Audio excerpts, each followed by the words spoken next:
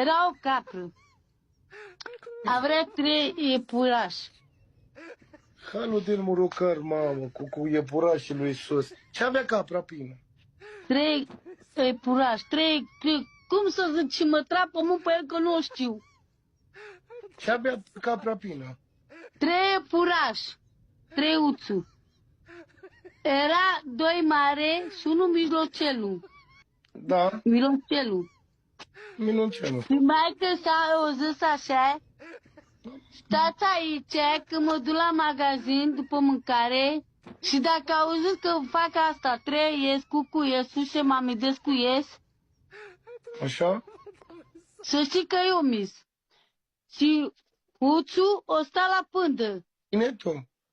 Huțu mă, Care? Lupu. Lupul. Lupul o sta la pândă și o zit că zice mai că s-a cântat la ce trăiesc, cucuiesc, sușe, mă amidescuiesc. Și o mânca pe acei 2. Și mai a rămas Miloșcelu. Cine a rămas pină? Miloșcelu.